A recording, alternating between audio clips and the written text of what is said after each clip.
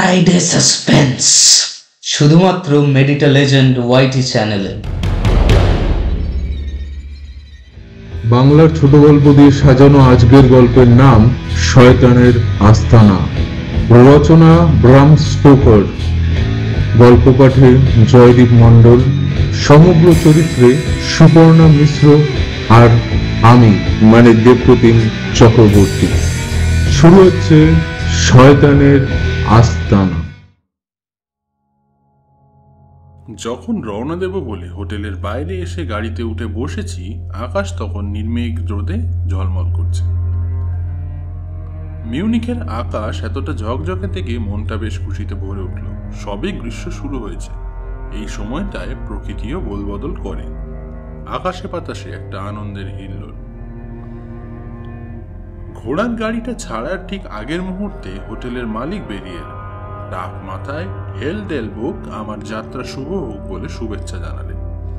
গাড়ির দরজায় হাত রেখে তিনি কচুয়ানকে বললেন, মনে রেখো, তুমি সন্ধ্যা হওয়ার আগেই ফিরে আসছো।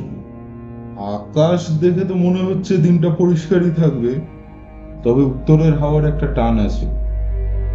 হঠাৎ করে যদি ঝড় বৃষ্টি হয়, এতে আশ্চর্য হওয়ার কিছুই নেই। তাই বলছি, তুমি কিন্তু অবশ্যই সূর্য ডোবার আগেই ফিরে আসবে। আমি জানি তুমি সন্ধ্যা ঘনাবার আগেই ফিরে আসবে, কেননা তুমিও তো জানো রাতের অবস্থা এখানে কেমন হয়। কচুয়ান জোহান তার মাথায় টুপিটায় হাত দিয়ে একটু চেপে ধরে বলল, ঠিক আছে। এই বলে সে গাড়ি ছেড়ে দিল। দেখতে দেখতে কিছুক্ষণ পরই গাড়ি শহরের বাইরে এসে পড়ল। আমি কচুয়ানকে বললাম গাড়ি থামাতে। গাড়ি থামাতে আমি জোহানকে প্রশ্ন করলাম, আজ রাতে কি আছে জোহান? সে হাত দিয়ে সঙ্গে সঙ্গে ক্রুশ আঁকলো তার বুকে এবং কপালে। নিস্পৃহভাবে বলল, উল্লেখ করার মতো কিছু নয়, কিন্তু তার গলায় উদ্বেগের ছোঁয়া রয়েছে টের পেলাম। এরপর সে কোটের পকেট থেকে একটা পেন্ডুলাম আকারের রূপোর ঘড়ি বের করল। পুরনো ডিজাইনের জার্মান ঘড়িতে সে সময় দেখে পুরো কুঁচকে কাঁধ ঝাঁকাল। আসলে সে যতটা সম্ভব ভদ্রতার সঙ্গে এইভাবে সময় নষ্ট করার জন্য বিরক্তি প্রকাশ করলো এবং গাড়ির সামনের দিকে এগিয়ে তার নির্দিষ্ট আসনে গিয়ে বসে গাড়ি ছেড়ে দিল। নষ্ট সময় পূরণ করতেই যেন সে দ্বিগুণ বেগে গাড়ি ছোটাতে লাগলো। দেখলাম ঘোড়া দুটো মাঝে মধ্যেই ঘাড় বেঁকিয়ে মাথা উঁচিয়ে ফোঁস ফোঁস করে উঠছে। সন্দেহজনকভাবে আমিও সজাগ হয়ে এদিক ওদিক লুকিয়ে দেখতে থাকলাম। আমরা উঁচু খোলা একটি মাঠের মতো জায়গা দিয়ে পার হচ্ছিলাম। রাস্তাটা খুবই সরু, বোঝাই যায় এই রাস্তাটা ব্যবহার হয় খুব কম। একটা বাঁক দিয়ে রাস্তাটা সোজা চলে গেছে ছোট পাহাড়ের কোলে। আমার মনে হলো রাস্তাটা যেন আমায় টানছে। ভেতর থেকে ওদিকে যাওয়ার একটা তাগিদ অনুভব করলাম। জানি কচুয়ান হয়তো চটে যাবে, তবু তাকে গাড়ি থামাতে বললাম। সে ঘোড়ার রাশ টেনে ধরে গাড়ি থামাতেই আমার সিদ্ধান্ত জানিয়ে দিলাম তাকে। ওই পাহাড়ের কোলে যেতে বললাম। সে আমাকে বিরত করার চেষ্টা করলো, কিন্তু বিফল হলো। কথা বলার সময় সে অবিরাম ক্রোশ চিহ্ন আঁকতে থাকলো তার বুকে এবং কপালে। এতে আমার ঔৎসুক্য আরো বেড়ে গেল। তাকে যতই প্রশ্ন করি সে ততই ভাষা ভাষা উত্তর দেয়, কিন্তু কোনো কিছুই স্পষ্ট করে জানালো না। বারবার সে তার ঘড়ি দেখতে লাগলো। অবশেষে বাধ্য হয়ে বললাম, ঠিক আছে জোহান, তুমি যেতে না চাও তো যেও না, আমি ওই রাস্তা ধরেই এগোবো। আমি তোমাকে জবরদস্তি করবো না, কিন্তু খোলসা করে বলো তো ভায়া, ওখানে কি আছে? তাড়াতাড়ি করে সে গাড়ি থেকে নেমে এলো নিচে। আমার দিকে হাত বাড়িয়ে সবিনয় অনুরোধ করার মতো গড় গড় করে অনেক কথা বলে গেল। আমি আমার সামান্য জার্মান ভাষার জ্ঞান ও কচুয়ানের কিছু ইংরেজি শব্দ থেকে বুঝতে পারলাম আমার ওইখানে যাওয়া উচিত হবে না। এই যাওয়ার মতলব আমি যাতে ত্যাগ করি তাতে আমারই মঙ্গল হবে, ইত্যাদি ইত্যাদি। জার্মান ভাষায় একটা শব্দ সে বারবার উচ্চারণ করছিল। শুনে মনে হলো শব্দটার অর্থ শয়তানের আস্তানা। আমি তার সঙ্গে তর্ক করার চেষ্টা করলাম, কিন্তু ভাষার প্রাচীর আমার চেষ্টাকে ফলপ্রসূ হতে দিল না। ঘোড়া দুটো এর মধ্যেই খুবই চঞ্চল হয়ে উঠেছে। তাদের ছটফটানিও আমাকে অবাক করলো। কচুয়ান দুটো ঘোড়ার অবস্থা দেখে বিবর্ণ হয়ে উঠল। ওর মুখ যেন শুকনো, চোখে ভীতির ছায়া স্পষ্ট। সে প্রায় 20 ফুট দূরে ঘোড়ার গাড়িটা সরিয়ে নিল। রাস্তাটা যেখানে অন্যদিকে চলে গেছে সেই দিকে গিয়ে দাঁড়ালো। আমি তার কাছে গিয়ে জিজ্ঞেস করলাম, কি ব্যাপার? প্রথমে সে জার্মান এবং পরে ইংরেজিতে বলল তাকে খবর দেওয়া হয়েছিল নাকি এইখানে। আমার মনে পড়লো এক পুরনো প্রথার কথা, আত্মহত্যা করলে 2 রাস্তার মোড়ে কবর দিতে হবে। আমি বললাম, আচ্ছা, তাহলে আত্মহত্যার ঘটনা, বেশ দারুণ ব্যাপার তো। কিন্তু আমি কিছুতেই ঘোড়া দুটোর অস্বাভাবিক আচরণের কোনো উত্তর খুঁজে পেলাম না। আমরা যখন কথা বলছিলাম তখন দূর থেকে নেকড়ে ও কুকুরের ডাকের মতো একবার আওয়াজ শুনতে পেলাম। ঘোড়া দুটো সেই শব্দে যেন আরো অস্থির হয়ে উঠল। কচুয়ান অনেক চেষ্টা করলো বাহন দুটোকে থামানোর। আমি তার কাছে জানতে চাইলাম, শহরের কাছাকাছি কতদিন আগে অবধি নেকড়ে বাস করত? বহুকাল আগের কথা, গরম আর বসন্তের সময় নেকড়ে দেখা গেছিল শহরের আশেপাশে। তবে শীতে তারা উধাও হয়ে যেত, তাও সেটা বহুদিন আগেকার ঘটনা। ঘোড়াকে সে শান্ত করছিল, আর এদিকে বাতাসের টানে কালো মেঘের দল মাথার ওপর ক্রমশই যেন ছেয়ে ফেলতে লাগে। সূর্যের মুখ ঢেকে গেল। উজ্জ্বল দিনের আভাস ছিল একটু আগেই, কিন্তু সেটা যেন এখন চলে যাওয়ার ইঙ্গিত দিচ্ছে। ঠান্ডা হাওয়া বইতে লাগলো। একটু পরেই কালো মেঘের দল সরে যেতেই ফের রোদ নিয়ে সূর্য হাজির হলো। জোহান বলল, বরফের ঝড় আসবে বলে মনে হচ্ছে।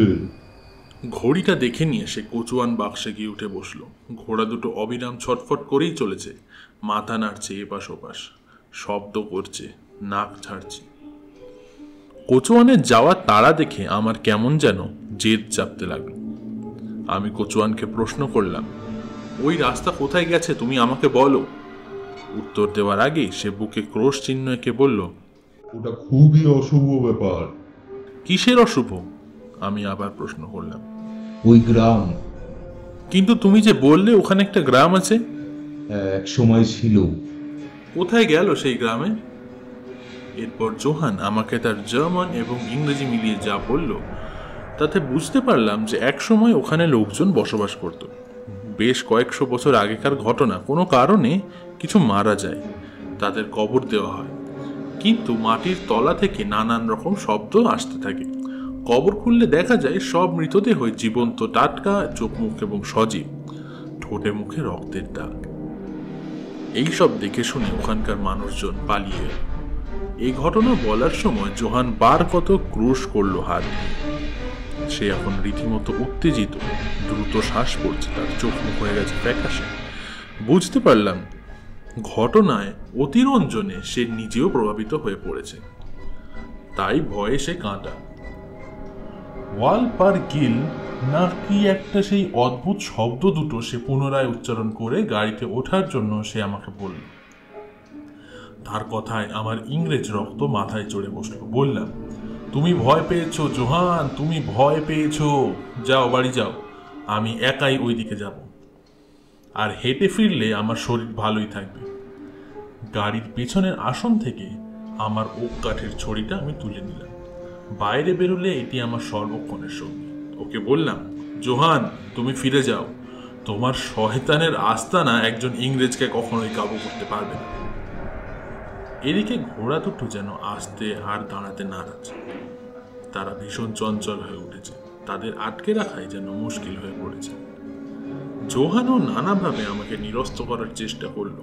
আমি যাতে সিদ্ধান্ত বদল করি সেই জন্য তার সমস্ত ইংরেজি ভাষার জ্ঞান সে ব্যবহার করল।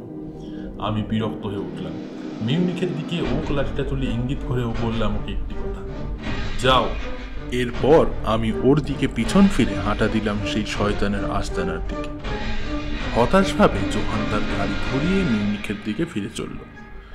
আমি ওক লাঠিতে ভর করে ঘুরে দেখলাম জোহান ধীর গতিতে ফিরে যাচ্ছে। আসার সময় যে উৎসাহতার ছিল এখন সব যেন নিভে গেছে। হঠাৎ এমন সময় উঁচু নিচু চড়াই রাস্তার মধ্যে দিয়ে যেন মাটি ফুঁড়ে লম্বা দীর্ঘকায় এক মানুষ জোহানের গাড়ির সামনে এসে কিছু বলল। দেখতে পেলাম ঘোড়াগুলো ভয়ে তীব্র চিৎকার করে আকাশ কাঁপিয়ে তুলছে আর পা ছুটছে। হঠাৎ ঘোড়া দুটো ঊর্ধ্বশ্বাসে পাগলের মতো ছুটতে শুরু করলো। গাড়িটা মুহূর্তে মিলিয়ে গেল অনেক দূরে। চোখ ফিরিয়ে আমিও সেই ভুঁইফোড়া আগন্তুককে আর দেখতে পেলাম না। সে চলে গেছে। হালকা চালে চলা শুরু করলাম। গুনগুন করে একটা গানের কলিও ভাসতে লাগলাম। পাহাড়ি উপত্যকার ওপর দিয়ে হাঁটছি। আমি বুঝতে পারলাম না কেন জোহান এত আপত্তি করছিল। কোনো কারণই তার খুঁজে পেলাম না। জায়গাটা দেখলাম একেবারে বিচ্ছিন্ন, পরিত্যক্ত, জনমানবের চিহ্ন অবধি নেই। নেই কোনো বাড়িঘর। হাঁটতে হাঁটতে কখন যে জঙ্গলের মধ্যে এসে পড়েছি তার খেয়াল ছিল না আমার। রাস্তার বাঁকের মুখে আসতেই টনক নড়ল। বুঝতে পারলাম আমি অবচেতনভাবেই এই তল্লাটের নির্জনতা দেখে আকৃষ্ট হয়েছি এবং এগিয়ে চলেছি। একটু বিশ্রাম নেওয়ার জন্য বসে পড়লাম।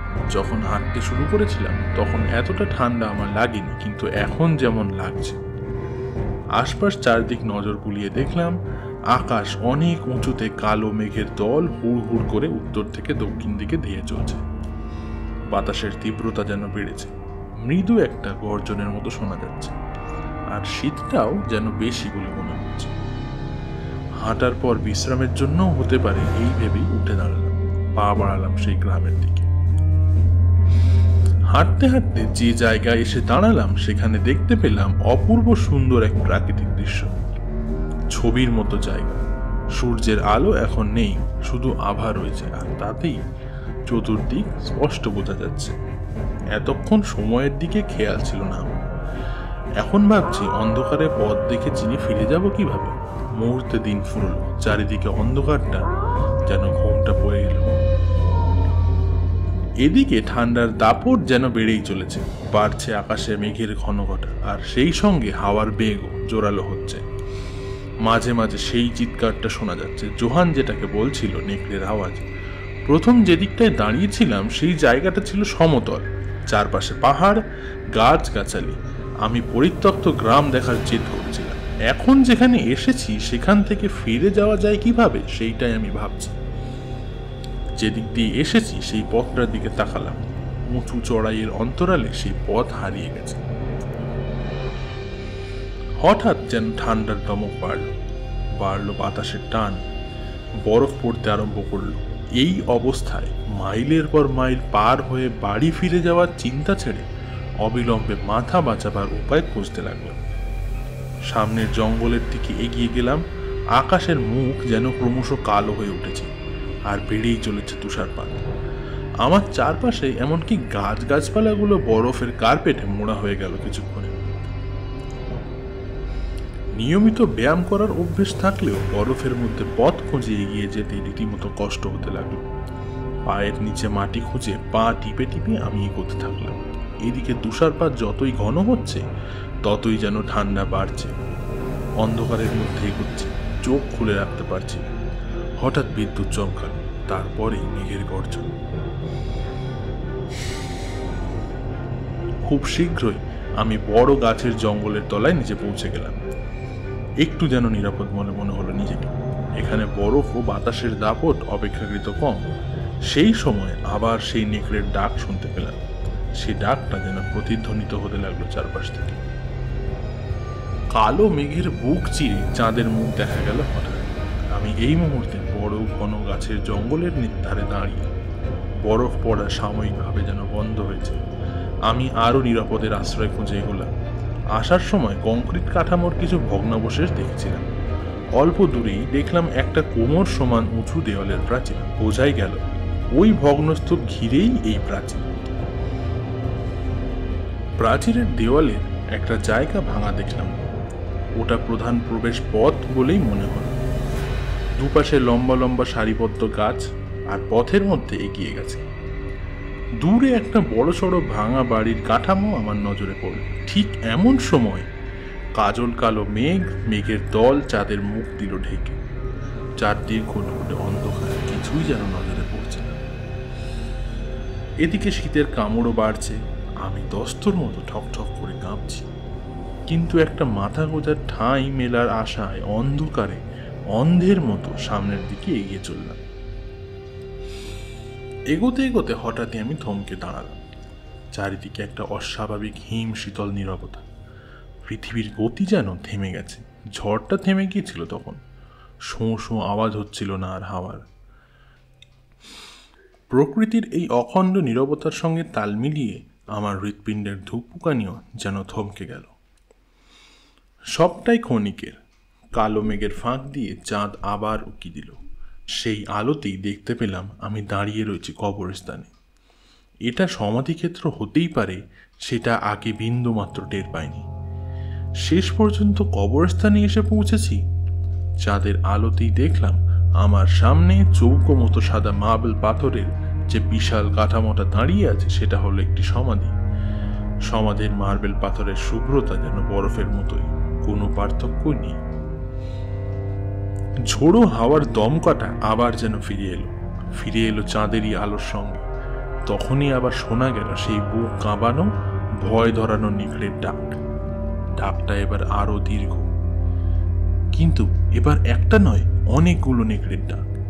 নির্জন নিস্তব্ধ রাত, এমনি ঠান্ডার চাপে কাহিল অবস্থা আমার। এরপর এই নেকড়ের ডাক আমার স্নায়ুর উপর তীব্র চাপ ফেলল। আমার নার্ভের জোর থাকলেও সারা ভয়ে শরীরে একটা ঢেউ খেলে গেল। ভাবলাম শীতটা যখন বাড়ছে তাতে একেবারে বুকের কাছ পর্যন্ত পৌঁছে গিয়ে যেন ধাক্কা মারছে। চাঁদের আলো সমাধির উপরেও পড়েছে পুরো মাত্রায়। ঝড়ের গতিও বেগে চলেছে। এবার যেন রুদ্রমূর্তি ধরবে বলে ঠিক করে ফেলেছে। ওই অবস্থায় আমি ভেতর থেকে একটি তাগিদ অনুভব করলাম যে এই সমাধি সম্পর্কে আমি জানব। এই ফাঁকা জায়গার মধ্যে একা কেন এবং সমাধি দাঁড়িয়ে এবং সেটা কার সমাধি সেটা জানার ইচ্ছে হলো। সমাধির চারদিকে এক পাক ঘুরলাম। সমাধির দরজার উপরে লেখা জার্মান ভাষায়, গ্রাটসের কাউন্টেন ড্যালিঙ্গা, সন্ধানের পর স্টিরিয়াতে মৃত অবস্থায় প্রাপ্ত, 1801 খ্রিস্টাব্দ। সমাধির মাথায় বড় মাপের কয়েকটা মার্বেল পাথর বসানো এবং আকাশের দিকে মুখ করে একটা লোহার শিক উঁচু করে বানানো। সমাধির পিছন দিকে আমি গেলাম। দেখলাম রাশিয়ান অক্ষরে খোদাই করা রয়েছে এক লাইন হাড় হিম করা কথা। মৃতেরা দ্রুত হাঁটে, সব মিলিয়ে গোটা ব্যাপারটার মধ্যে এমন কিছু ছিল যা আমাকে রীতিমতো বিপর্যস্ত করে দিল মানসিকভাবে। আমার হতচেতন হওয়ার মতো অবস্থা। এই প্রথম আমার মনে হলো জোহানের পরামর্শ না শুনে আমি খুবই ভুল করেছি। অনুশোচনা হলো আমার।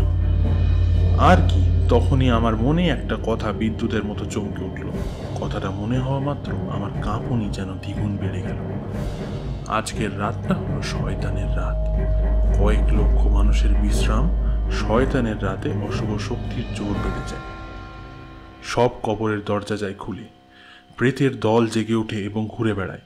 পৃথিবীর জল, স্থল, অন্তরিক্ষে যাবতীয় অশুভ শক্তির মহোৎসব শুরু হয়। গাড়ির কোচোয়ান এই জায়গাটাকে অশুভ শক্তির আস্তানা বলে ইঙ্গিত দিয়েছিল। কয়েকশো বছর আগের পরিত্যক্ত জনমানবহীন এই গ্রাম, যেখানে আত্মহত্যার ঘটনা ঘটেছিল, এবং সেখানে এখন আমি একা। আমার সঙ্গে কেউ নেই এমন যে আমাকে রক্ষা করবে। এর ওপর বরফের ঠান্ডা ও ঝোড়ো হাওয়ার সাঁড়াশি আক্রমণে আমার অবস্থা শোচনীয়। আমার সমস্ত বিচার বুদ্ধি যেন লোপ পেতে বসল।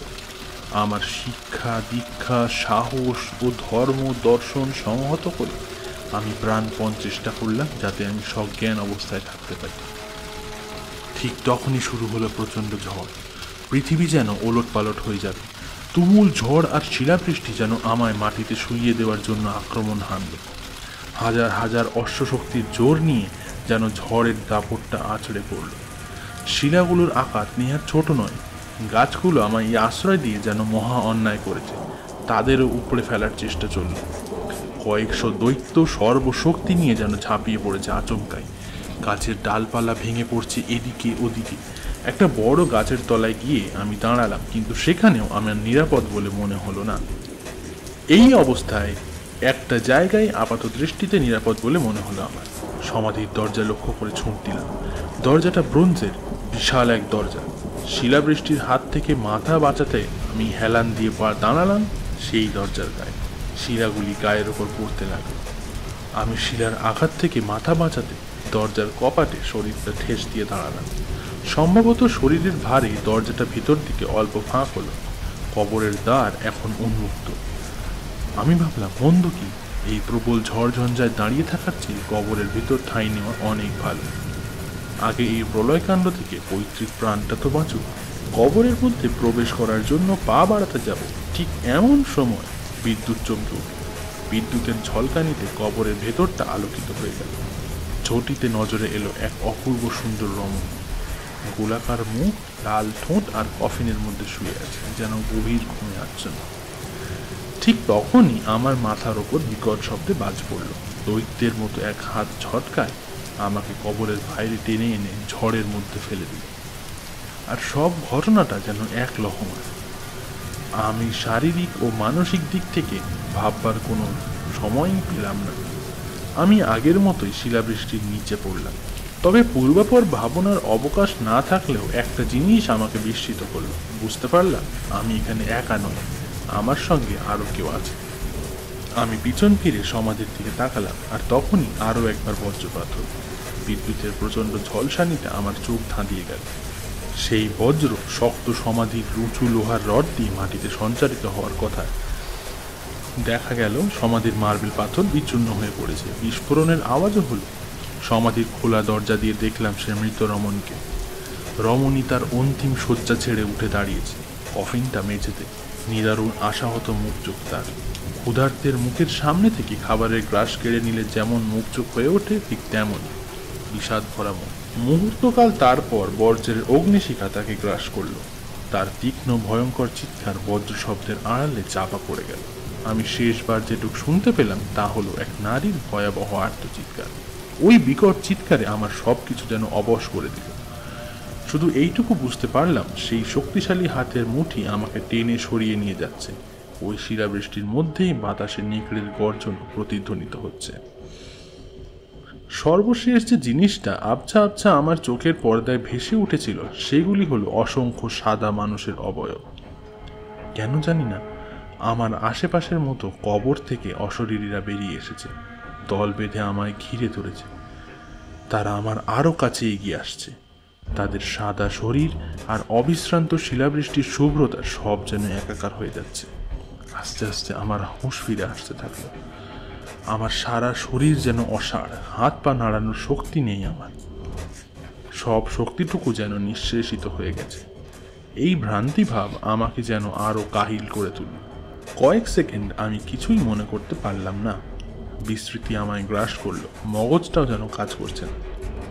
মাটি থেকে যে উঠবো সেই ক্ষমতাটুকু আমার নেই। চুপচাপ পড়ে থাকলাম মাটিতে। ধীরে ধীরে চিন্তা শক্তি আমার ফিরে আসতে থাকলো, ইন্দ্রিয়গুলো সজাগ হতে থাকলো। আমার পা দুটো যেন যন্ত্রণায় ছিঁড়ে যাচ্ছে। পা দুটো আমি নাড়াবার চেষ্টা করলাম, কিন্তু পারলাম না। কোনো সারই সে পায়ে নেই। গলার পেছন দিকটায় আমি বরফ ঠান্ডা স্পর্শ অনুভব করলাম। পিঠের শিরদাঁড়া বরাবর একই রকম শীতল অনুভূতি। কান দুটোও যেন নিঃসাড়, পায়ের মতো। সর্বাঙ্গ যেন মৃতবৎ, কিন্তু আমার বুকের কাছটা এখনো উষ্ণ রয়েছে, সেটা আমি টের পেলাম। এবং মগজও অচল হয়ে যায়নি, সেটা বুঝতে পারলাম। বুকের উপর যেন ভারী কিছু চেপে বসে থাকার জন্য আমার শ্বাসকষ্ট হচ্ছে। প্রায় মূর্ছিত অবস্থায় যে কতক্ষণ পড়েছিলাম জানি না। ঘুমিয়েছিলাম নাকি ঘোরের মধ্যে ছিলাম তাও জানি না। তবে মনে হচ্ছে অনেকটা সময় পার হয়ে এসছে। পৃথিবী যেন অস্বাভাবিক স্তব্ধতার ভরে উঠেছে। দুনিয়ার কোনোখানেই যেন প্রাণের কোনো লক্ষণ নেই। পৃথিবীটাকে আমার মরার মতো মনে হলো। শুধু আমার বুকের উপর হালকা শ্বাস ফেলার শব্দ শুনতে পেলাম, কোনো জন্তুর নিঃশ্বাস বলে মনে হলো। এবং আমার গলায় উষ্ণ ছোঁয়া পেলাম আমি। চকিতে আমার হুঁশ ফিরে এলো। প্রকৃত অবস্থা টের পেতেই আমার বুকের মধ্যে শীতল এক ঢেউ খেলে গেল। বুকের রক্ত ছলাৎ করে মাথায় উঠল। মস্তিষ্ক সচল হতেই টের পেলাম অতিকায় এক জানোয়ার আমার দেহের উপর শুয়ে আছে। শুধু শুয়েই নেই, আমার গলাও চেটে দিচ্ছে তার লকলকে লম্বা জিভ দিয়ে। সামান্য নড়ার সাহসও আমি পেলাম না। আমার ষষ্ঠ ইন্দ্রিয় সতর্ক করে দিল এখন চুপচাপ শুয়ে থাকাই শ্রেয়। কিন্তু হিংস্র জানোয়ারটা টের পেল যে আমার মধ্যে পরিবর্তন এসছে। সে মাথা তুলল। চোখের পাতার ফাঁক দিয়ে দেখতে পেলাম বিশাল এক নেকড়ের ভাঁটার মতো জল জল তুলে চোখ, লাল মাড়ি ও মুখের ফাঁক দিয়ে সাদা তীক্ষ্ণ দাঁতের সারি। দাঁত দুটো লম্বা আঙুলের মতো, আমার উপর গরম নিঃশ্বাস ফেলছে। এসব দেখে আমার আত্মারাম খাঁচা ছাড়া হওয়ার জোগাড়। ভয়ঙ্কর এক জানোয়ার আমার উপর শুয়ে রয়েছে। তার ভয়ানক উপস্থিতি ও দর্শন আমার স্নায়ুগুলোকে ফের অবশ করে দিল। আমি জ্ঞান হারালাম। শেষবার কতক্ষণ বেঘোর অবস্থায় ছিলাম আমি জানি না। এক জন্তুর ডাক বারবার শুনতে পেলাম। তখনই কানে এলো মানুষের গলা, অনেকের কণ্ঠস্বর। কারা যেন ডাকছে, কথা বলছে। আমি মাটি থেকে মাথা তুলে দেখালাম যেদিক থেকে শব্দগুলো আসছে, কিন্তু ইটের প্রাচীর আমার দৃষ্টিশক্তিতে বাধা দিল। নেকড়েটা তখনও আমার বুকের উপর বসে। তার শরীরের উষ্ণতা আমি টের পাচ্ছি। সেই লম্বা গাছগুলোর দিকে মুখ তুলে তাকাচ্ছে আর বারবার চিৎকার করে যাচ্ছে, যেন কাউকে সে ডাকছে। এবার নেকড়েটা ঘন ঘন ডাক দিতে শুরু করলো। দূর থেকে অন্ধকারের মধ্যে একটা লাল আলোর শিখা এগিয়ে আসতে দেখা গেল। আলো যতই কাছাকাছি আসছে, নেকড়ের ডাক যেন ততই বাড়ছে। চিৎকার করে সাহায্য চাইবার কিংবা উঠে দাঁড়াবার সাহস হলো না আমার। চারিদিক ঘন অন্ধকার, দূরের কোনো জিনিসই স্পষ্ট নয়। হঠাৎ নজরে পড়ল আমাকে ঘিরে সাদা পর্দার একটা আবরণ রয়েছে। সব যাত্রার সময় যেমন সাদা কাপড়ে ঢেকে নিয়ে যাওয়া হয়, অনেকটা সেই রকম। সেই পর্দা ভেদ করে লাল আলোর তীব্র ছটা আমার চোখে পড়ল। নেকড়ে ছটফটা নিয়ে এদিকে বেড়েই চলেছে। আমিও মরার মতো পড়ে রইলাম। দূর থেকে ঘোড়ার আওয়াজ শুনতে পেলাম। সাদা পর্দার এপাশে সারিবদ্ধ গাছের জঙ্গল ফুঁড়ে ঘোড়সওয়ারকে আসতে দেখা গেল। একজন নয়, একাধিক অশ্বারোহী, আর তাদের প্রত্যেকের হাতে রয়েছে টর্চ। চোখ খুলে তাকিয়ে দেখলাম অশ্বারোহী একদল সেনা। এ তো দেখছি ফৌজি। এদিকে তাদের আগুয়ান হতে দেখি নেকড়েটা আমার বুকের উপর থেকে উঠে দাঁড়ালো। একবার আড়মোড়া ভাঙার মতো শরীরটা টান টান করে নিয়ে সে কবরখানার দিকে চলে গেল। ধীরে সুস্থে আর কর্তব্য করছে সে এমনই করে সে কবরখানার দিকে যেন চলে গেল। অশ্বারোহী এক সেনা ঘোড়ার থামিয়ে আমার কাছে দাঁড়ালো। তার মাথার টুপি ও লম্বা কোট দেখে বোঝা যায় যে তার পরিচিতি কি। হাতে রাইফেল তুলে তাক করলো সে নেকড়ের দিকে, আর তার সঙ্গী এক ঝটকায় হাত দিয়ে ঠেলা মারলো গুলি না করার জন্য। কিন্তু ট্রিগারে আঙুলের সামান্য চাপ পড়ে গেছে ততক্ষণ। আমার মাথার উপর দিয়ে গুলিটা ঝাঁ করে বেরিয়ে গেল। আমাকে দেখতে পেয়েছিল ওরা, যাতে আমার যাতে আঘাত না লাগে সেই জন্য তখনই গুলি চালাতে বাধা দিল সে। নেকড়েটা সমাধির দিকে চলে যাওয়ার মুহূর্তে সৈন্যদের রাইফেল গর্জে উঠল আবার। তারপর সেনারা আমার দিকে এগিয়ে এলো দ্রুত ঘোড়া চলে। কয়েকজন সেনা কবরস্থানের দিকে নেকড়ের পিছু পিছু ছুটল। নেকড়েটা লম্বা বরফ ঢাকা সাইপ্রাস গাছের আড়ালে ততক্ষণে গা ঢাকা দিচ্ছে। ওরা এগিয়ে এলো কাছে। আমি উঠে বসার চেষ্টা করলাম, কিন্তু নড়ার মতো শরীরে এক বিন্দু শক্তি আমার নেই। যদিও আমি দেখতে পাচ্ছি এবং শুনতেও পাচ্ছি, 2-3 জন সেনা ঘোড়ার ওপর থেকে লাফ দিয়ে আমার পাশে হাঁটু গেড়ে বসলো। অত্যন্ত দ্রুততার সঙ্গে তাদের মধ্যে একজন আমার মাথাটা তুলে ধরলো এবং একটা হাত আমার বুকের ওপর রাখলো। পর মুহূর্তে এসে চেঁচিয়ে উঠে বলল, সুখবর বন্ধুগণ, উনি বেঁচে আছেন। ওর হৃদযন্ত্র এখনো সচল আছে। তারপর আমার ঠোঁট ফাঁক করে খানিকটা গলায় ব্র্যান্ডি ঢেলে দেওয়া হলো। তাতে আমি কিছুটা চাঙ্গা হয়ে উঠলাম। চোখ দুটো পুরো খুলতে পারলাম। দেখলাম এদিক ওদিক আলো ও ছায়ায় যেন নড়ে চলে বেড়াচ্ছে। মানুষের হাঁক ডাকও কানে এলো। সবাই ইতস্তত ছড়িয়ে ছিটিয়ে না থেকে এক জায়গায় জড়ো হতে লাগলো। অনেকে ভীত কণ্ঠে বিস্ময় প্রকাশ করতে লাগলো। সমাধির দিক থেকে সেনারা যখন ফিরে এলো, তখন আমার কাছের সেনাদের মধ্যে একজন প্রশ্ন করলো, কিরে, দেখতে পেলি তাকে? না না, চল চল, যত শিগগিরই পারা যায় এখান থেকে চল। এখানে থাকা মোটেও উচিত হবে না, বিশেষ করে এইসব রাতে। কেন, কি হবে? জবাব এলো নানান জনের কাছ থেকে। সবাই যে যার মতো করে বলার চেষ্টা করলো। বলা উচিত ব্যাখ্যা দিল। কম বেশি তারা যে ভীত সেটা টের পাওয়া যায়।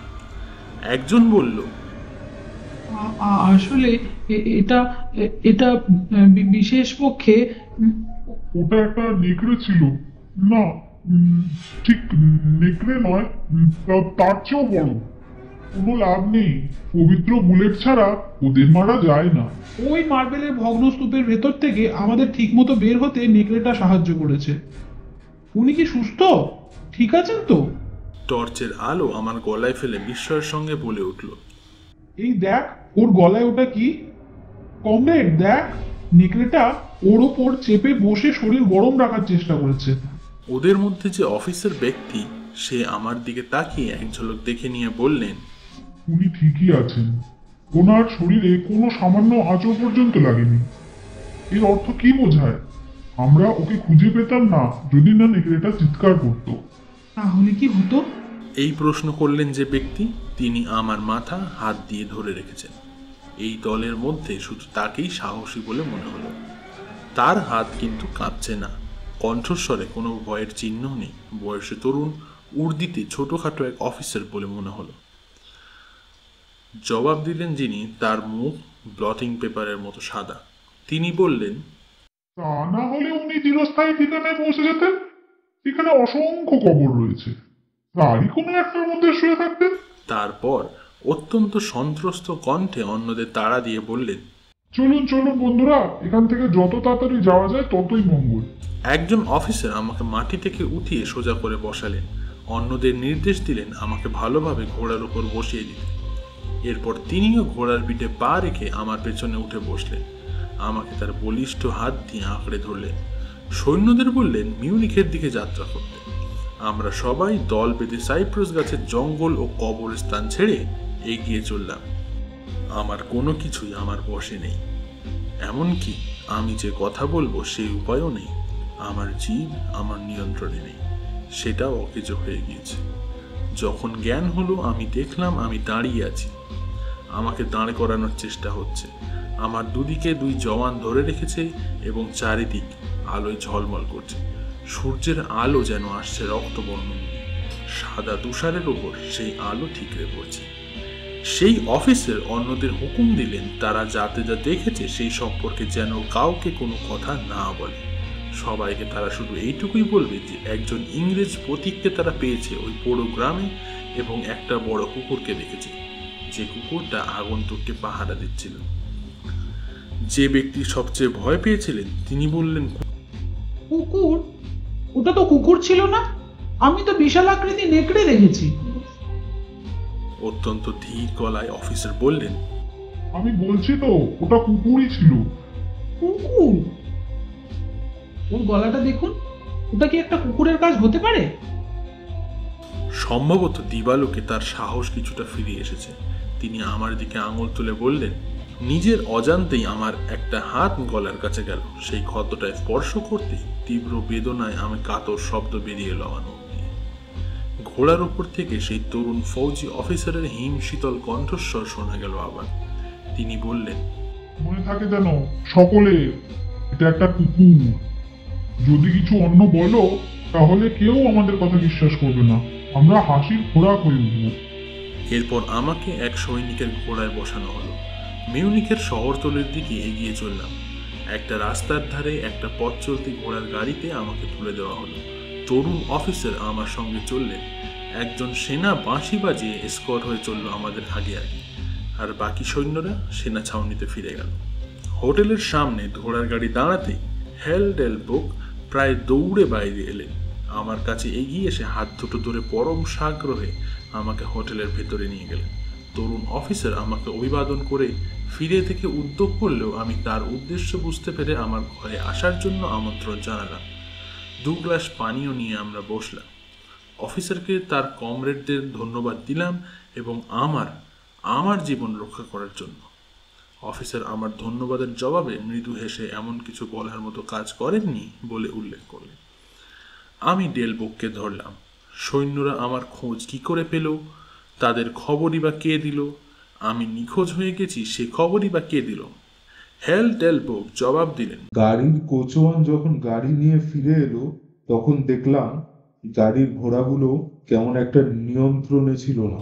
আপনি নিশ্চয়ই শুধু এই জন্যই সৈন্য পাঠানোর ব্যবস্থা করেননি? না না, গাড়ির কোচওয়ান আসার আগেই আমি একটা তার বার্তা পেয়েছিলাম।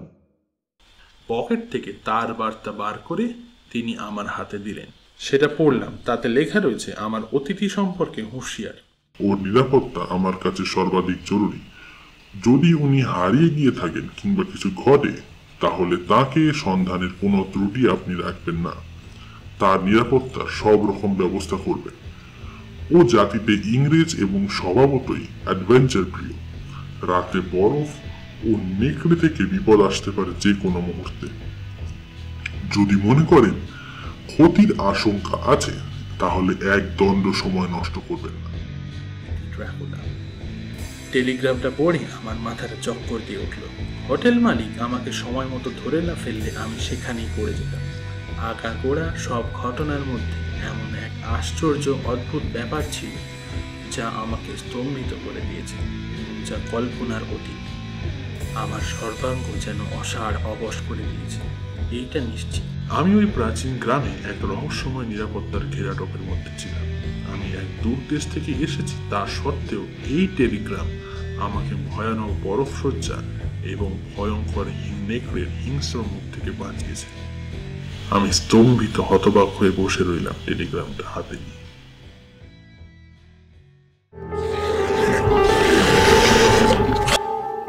ফ্রাইডে সাসপেন্স শুধুমাত্র মেডিটা লেজেন্ড ওয়াইটি চ্যানেলে।